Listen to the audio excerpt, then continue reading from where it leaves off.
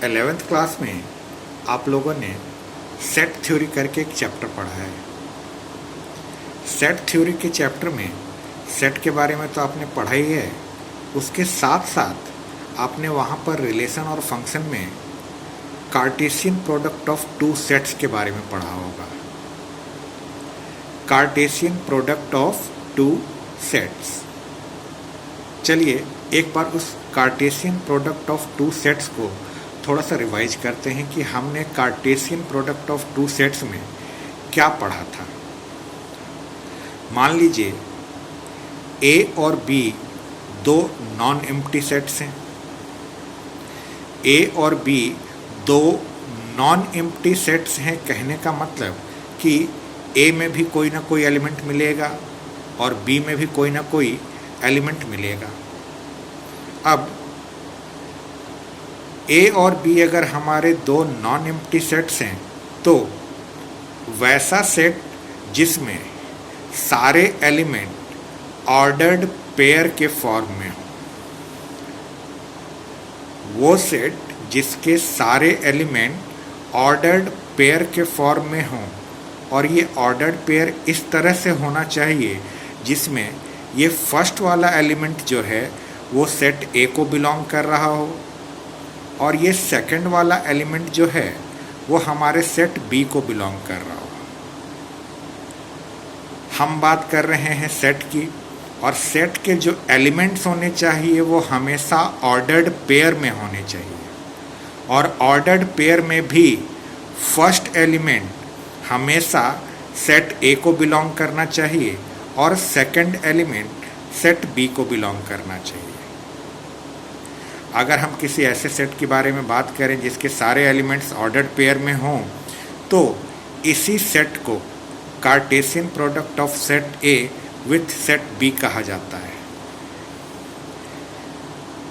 इस तरह के ऑर्डर्ड पेयर के एलिमेंट वाले सेट को ही हम Cartesian product of two sets A और बी के नाम से जानते हैं, और इसे मैथमेटिकली हम ए क्रॉस बी से रिप्रेजेंट करते हैं।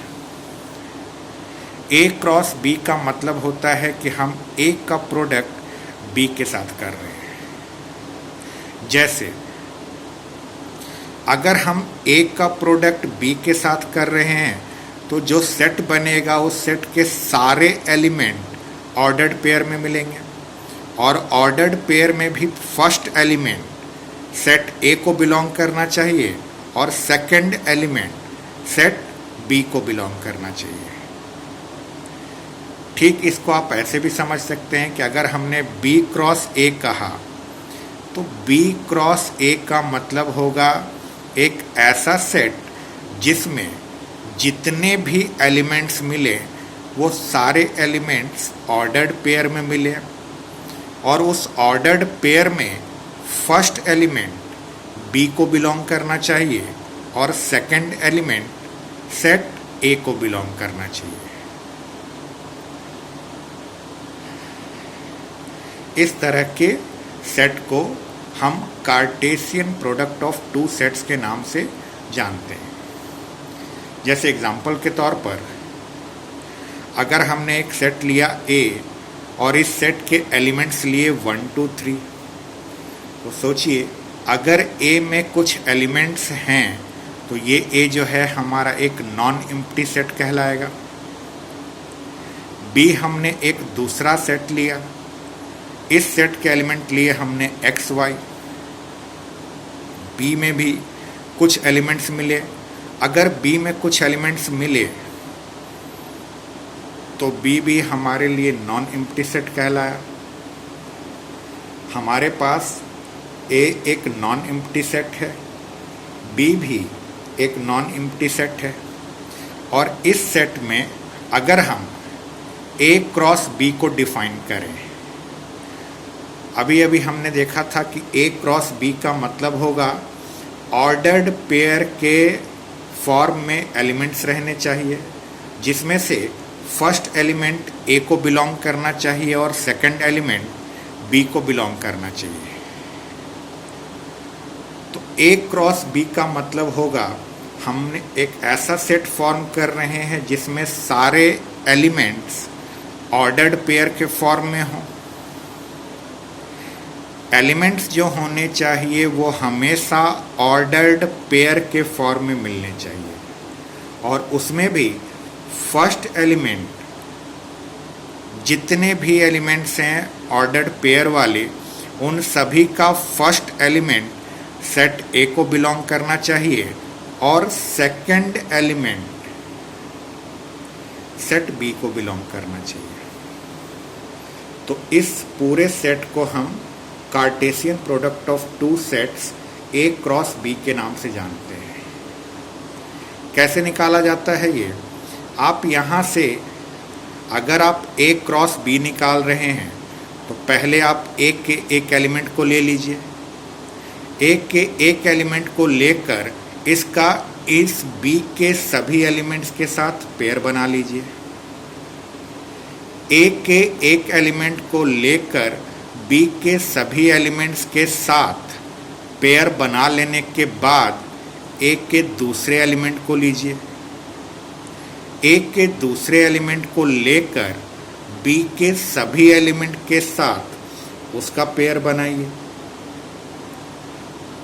फिर ए के तीसरे एलिमेंट को लेकर बी के सभी एलिमेंट के साथ उसका पेयर बनाइए।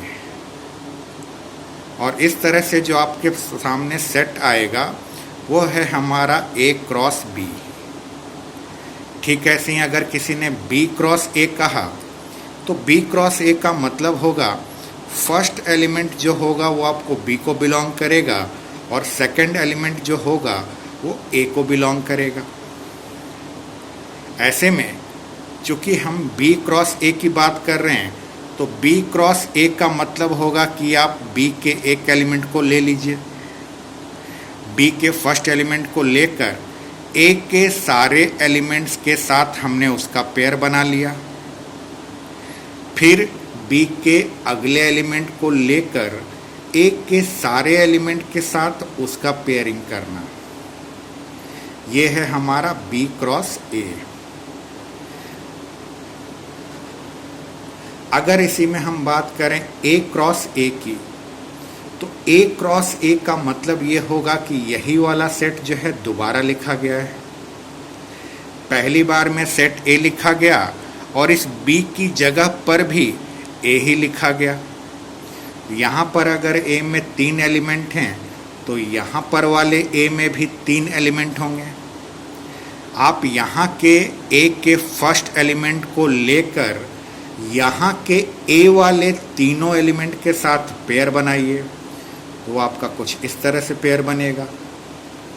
फिर आप यहाँ के सेकंड एलिमेंट को लेकर यहाँ के सभी के साथ पेयर बनाइए तो आपका इस तरह से बनेगा। फिर ए के थर्ड एलिमेंट को लेकर यहाँ जो सेट ए लिखा है उसके सारे के साथ पेयर बनाएंगे, आपका ये बनेगा। इस तरह से हमें ए क्रॉस ए के सारे एलिमेंट्स मिल जाएंगे। अगर हम बात करें बी क्रॉस बी की तो सोचिए बी क्रॉस बी का मतलब कि फर्स्ट वाले में भी आपका सेट बी है और यहाँ पर भी बी है। बी क्रॉस बी का मतलब सारे एलिमेंट्स ऑर्डर्ड पेयर में होने चाहिए। बी वाले सेट को आप 2 बार लिखिए। फर्स्ट वाले बी के फर्स्ट एलिमेंट को लेकर सेकंड वाले बी के सारे एलिमेंट के साथ पेयर बना लीजिए। फिर बी के सेकंड एलिमेंट को लेकर बी के दोनों एलिमेंट के साथ उसका पेयरिंग कर लीजिए। इस तरह से आपका जो सेट बनकर तैयार होता है वो है हमारा बी क्रॉस बी। यही है Cartesian product of two sets. Cartesian product of two sets के लिए आपको 2 सेट की ज़रूरत पड़ती है और दोनों सेट्स नॉन एम्प्टी होने चाहिए। चाहे कार्टेशियन प्रोडक्ट इस तरह के 2 अलग अलग सेट्स का हो सकता है या एक ही सेट का 2 बार हो सकता है।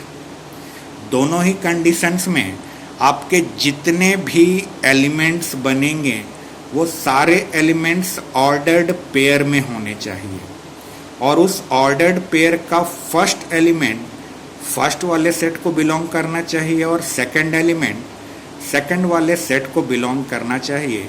बस यही है कार्टेशियन प्रोडक्ट।